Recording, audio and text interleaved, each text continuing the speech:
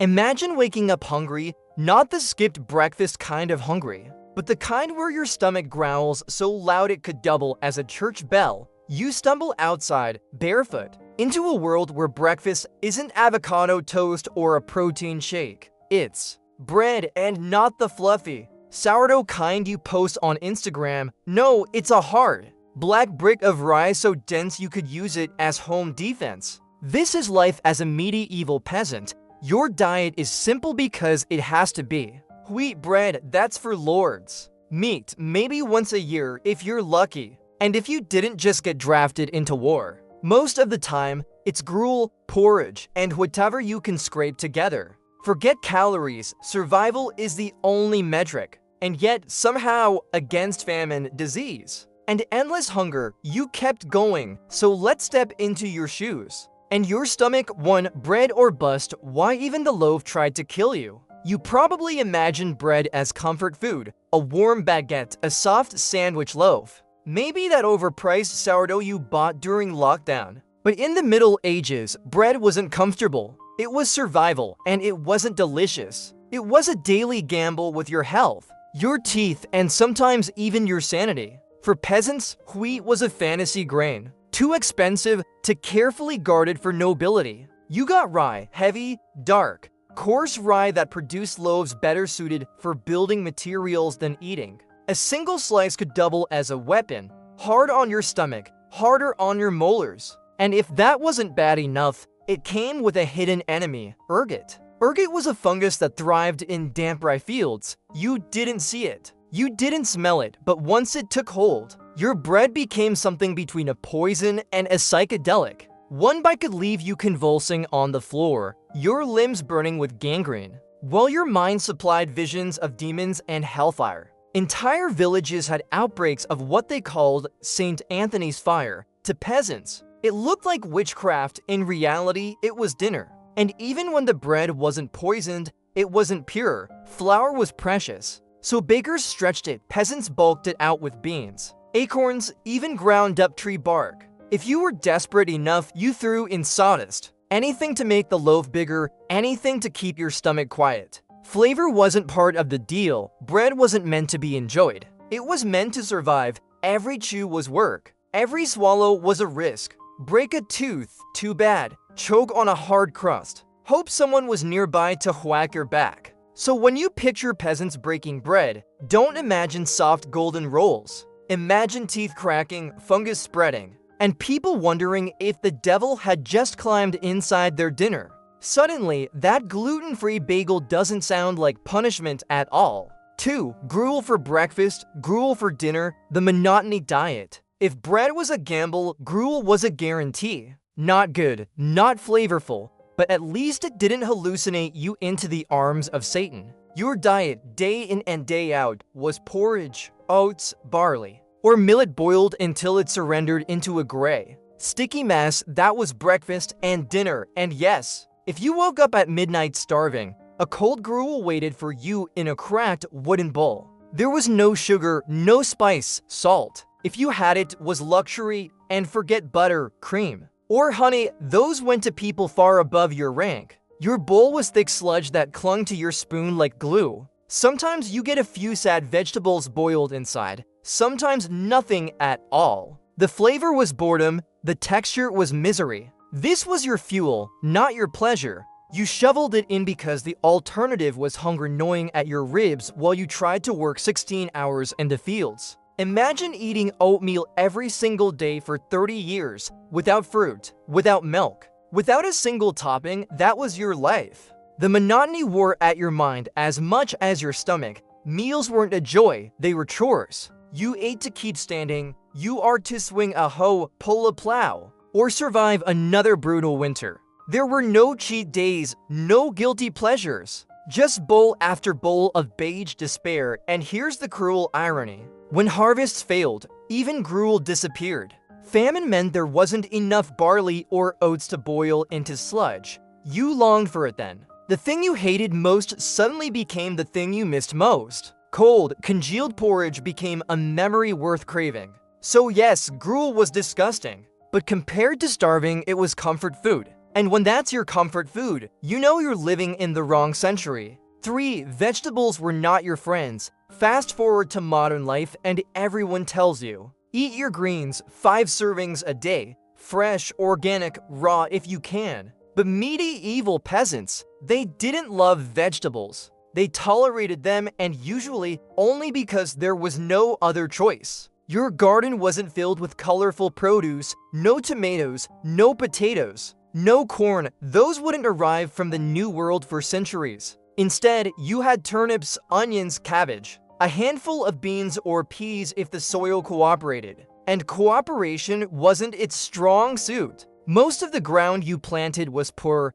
overworked, and stingy. Vegetables came out tough, flavorless, and sometimes half-rotten before you even cooked them. And oh, did you cook them? Raw vegetables were suspicious, dangerous, even. Freshness was rare, so you boiled everything into mush until it looked like swamp water. The nutrients leaked away, the flavor evaporated. What you were left with was hot, wet, vaguely green misery. Worse still, vegetables betrayed you. Cabbage gave you gas, beans gave you cramps. Onions stuck with you for days. These weren't superfoods, they were survival foods. You didn't eat them because you wanted to live longer. You ate them because you wanted to live at all. Vegetables also screamed poverty. Bread was wealth. Meat was power. Vegetables were what you settled for. Too many vegetables in your diet told everyone you were broke. Struggling and probably hungry, nobles might garnish a feast with them. But peasants, they boiled entire meals from scraps.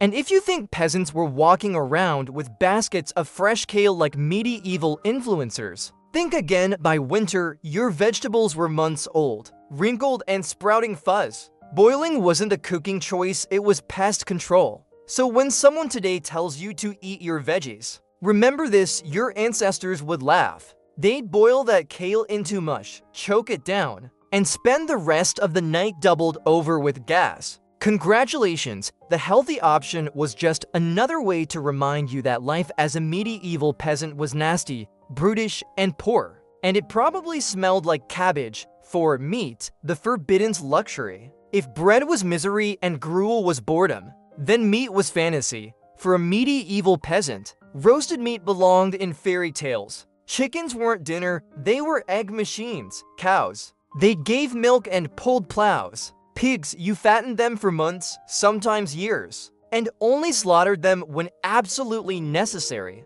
Killing an animal for food meant giving up everything it could have produced tomorrow. So you didn't do it unless you had no choice. That meant most peasants went months, sometimes years, without tasting meat when you did. It wasn't fresh venison or a juicy roast, it was scraps. Bones boiled into broth until they surrendered a whisper of flavor. A strip of bacon fat stretched across an entire pot of stew. So every bite carried the faint memory of pork, dried fish that tasted more like salt than sea. If you were lucky enough to chew on gristle, you savored it, and hunting, forget it. The deer in the forest didn't belong to you, they belonged to the local lord. The punishment for poaching wasn't a slap on the wrist. It could mean fines so heavy you'd never recover. Or worse, mutilation: lose a hand, lose an eye, lose the ability to work. That stag wasn't a meal, it was a death sentence. Meanwhile, nobles gorged themselves on venison,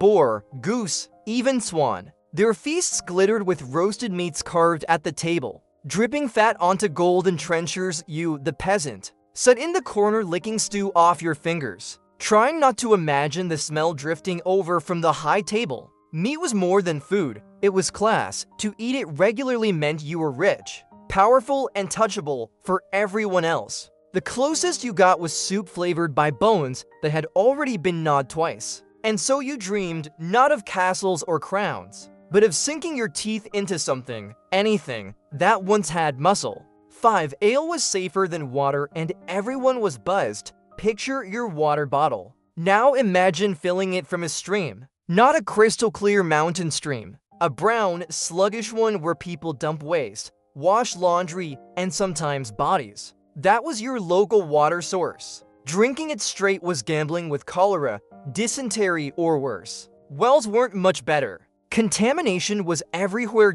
So what kept you alive? Ale, not the frothy pints you see at Renaissance fairs, but small ale, weak, watery, low-alcohol beer. Brewed at home, consumed constantly, morning, noon, and night. Adults drank it. Children drank it. Pregnant women drank it. Because if you didn't, you risked dying of thirst. The alcohol content was low, but enough to kill off bacteria. Enough to make it safer than water. And it had calories, which mattered when your diet was mostly gruel. So you drank and drank day after day. Not to party, not to celebrate, to survive, but here's the twist. Even weak beer adds up. You spent your life in a gentle haze. Slightly lightheaded, a little buzzed, never fully sober. You plowed fields with a buzz. You birthed children with a buzz. You endured sermons, taxes, and marriage with that same constant buzz. Sobriety wasn't an option.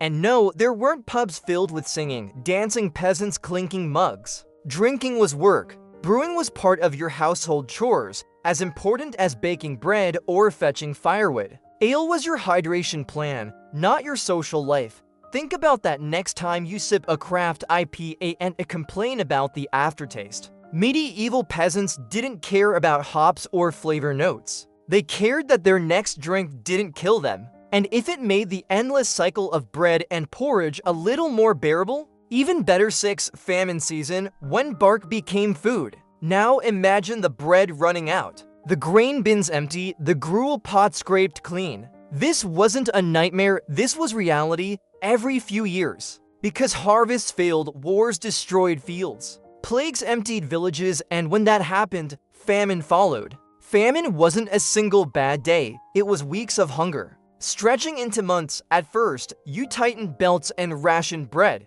Then you started stretching food with whatever you could find. Acorns, nettles, roots pulled from the hedgerows. Grass boiled into soup that tasted like pond water, and then came the bark. Families stripped the inner layers from trees, ground them into powder, and baked them into something resembling bread. Technically edible, practically inedible. It filled your stomach but offered nothing else. People chewed leather shoes, boiled bones until they crumbled. Not on weeds with dirt still clinging to the roots. Anything to silence the gnawing ache in their bellies. Children died first, the elderly next, adults staggered on, thinner every week. Until their bodies gave up, skeletons walked the fields. Entire villages emptied, and yet, this cycle was expected. Famine was part of the rhythm of medieval life. Too much rain, too little sun. Or one army marching through your land, and the next year's harvest vanished. What famine revealed was not just hunger, but desperation. People betrayed neighbors.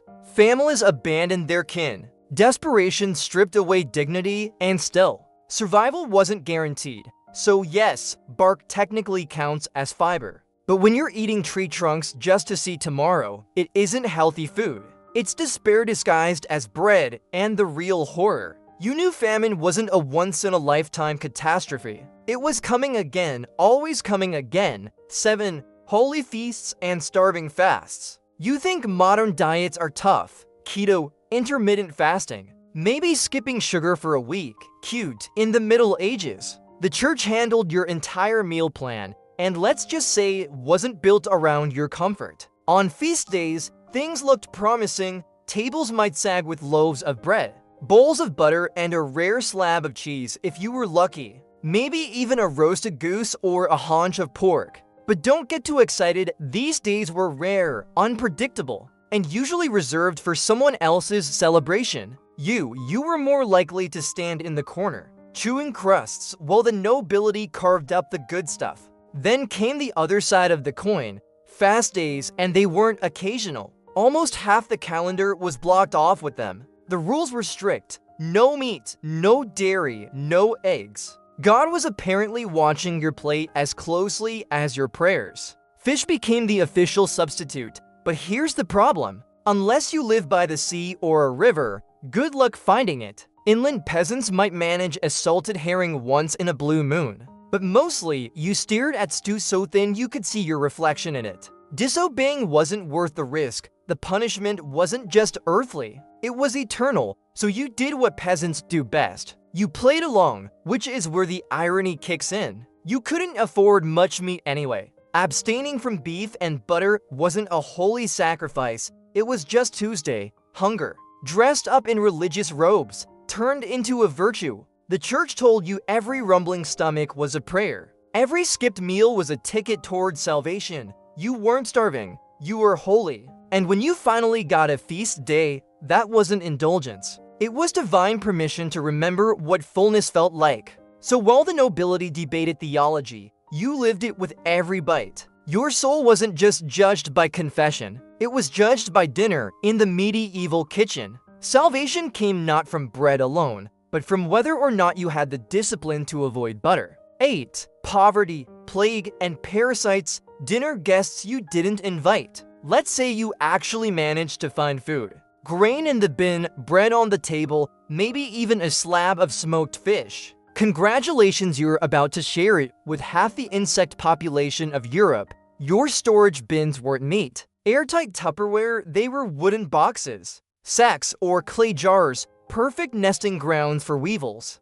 Beetles and worms, maggots wriggled through grain like it was their private buffet. By the time you pull out a sack of flour, it might already be moving on its own. Bread was no better. Crack open a loaf, and you might see little white specks crawling across the crust. You could pick them out or not after a while. You probably stopped noticing. Protein is protein, right? And honestly, a little crunch just added texture, but it didn't stop with bugs. Rats patrolled your food supplies like tiny, fur-covered landlords. Their fleas rode in for free, setting up camp in your bedding, your hair, and your bloodstream. And those fleas, they carried the Black Death, which means the difference between eating supper and being buried by Sunday was sometimes as small as a flea bite. And even if plague didn't get you, parasites might. Your gut was practically an Airbnb for worms. They came with every bite of contaminated bread, every sip of dirty water. You didn't need to invite them.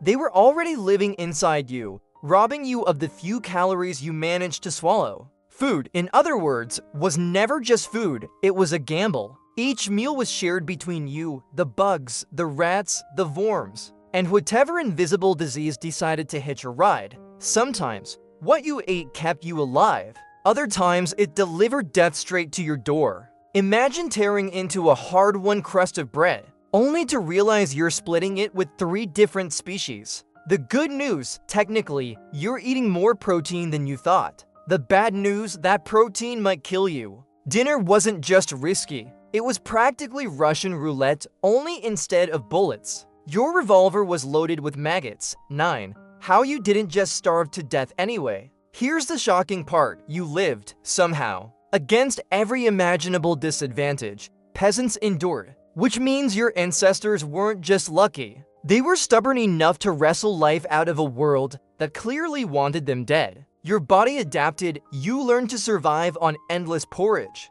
a little rye bread, and the occasional scrap of cheese. Hunger toughened you, the constant grind of deprivation forged resilience that modern stomachs can't even imagine. We complain when the Wi-Fi drops for 5 minutes. You learned to be grateful for a bowl of cabbage soup, but survival wasn't just about the body, it was about community. Families pooled resources, neighbors shared scraps. If one household had an onion and another had a pot, suddenly you had soup. It wasn't pretty, but it kept you alive. You didn't make it through on individual grit alone. You made it through because starvation was communal, and so was survival. And here's the bigger picture. Without that resilience, we wouldn't exist. The generations that came before us survived famine, plague, and parasites long enough to raise children who would, in turn, survive their own horrors: bark bread, bug-filled porridge, an ale that barely counted as beer carried humanity forward one hard day at a time. So the next time you push away a cold slice of pizza, remember, you're the descendant of people who ate tree bark to keep breathing. The next time you complain that leftovers are bland, remember, your ancestors swallowed gruel that tasted like glue, and they called it dinner. And if you ever groan about how boring oatmeal is, imagine trying to live on it every single day. For decades, they endured it. You'd probably cry into your latte. The miracle isn't that they died young, it's that so many of them lived long enough to keep the story going. Survival wasn't glamorous, it wasn't heroic, but it was relentless. And that relentless willpower is the reason you're here, scrolling YouTube, instead of wondering which tree bark makes the best sandwich. Subscribe now, because if peasants could survive bark bread, you can survive one more history video.